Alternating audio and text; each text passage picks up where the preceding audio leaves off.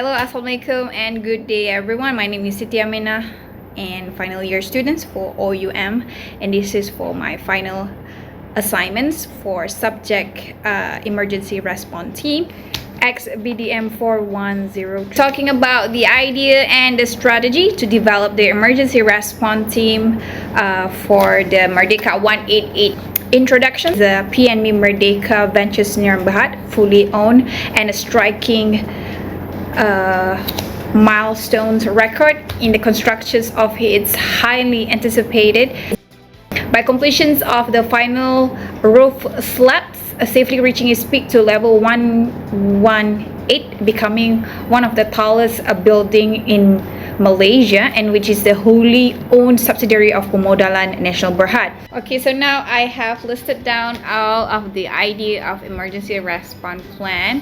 So the actions that is taken for initial minutes of an emergency is an emergency critical, which is a prompt of warning to employees and tenants. So evacuation shelters or in case of lockdown. At the same time, an employee is trained to administer first aid, to perform CPR, and life-saving is an actions by an employee. We acknowledge the design of the building and process systems that helps to control from any leaks or damage to the facility. Okay, and here's some of the lists of the type of hazard that I have listed down. Number one, which is the safety hazard. Safety hazard comprises of type of substance and anything that can physically, of course, causing the hazard. Heavy concrete, electric shocks, heavy objects fall from the from the crane to the ground. So that's all included in the safety hazard. Next, I'll be talking about the emergency response team organization structures. It is led by the emergency commander, which is assisted by two key persons in order to keep the strategy smooth, which is the log keeper that will keep the history, all the records that have occurred. And next will be the operation controller. So the operation controller will be handling the other three major teams that later on I will explain. Next, it will be the intervention team. The intervention team will be leading the firefighting team, the first aid team, and the spillage control team. Now, the intervention team is the key person to handle all the inactions.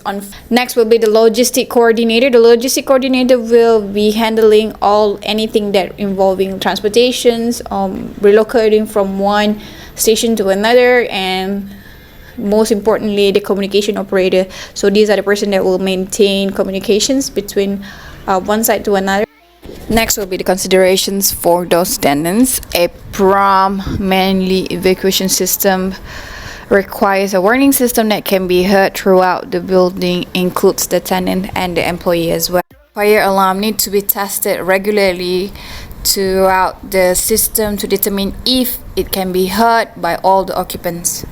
Should there's no any presence of alarm system, using a public address system such as air horn or any other means to warn everyone to evacuate.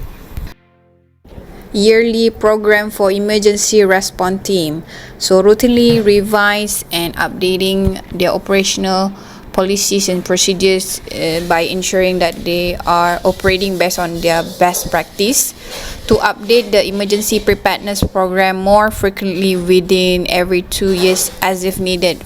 And these are the approximate budget that is needed in order to make the program of the safety response team development successful, in order to control the safety and the comforts of the tenants, the occupants of Merdeka 118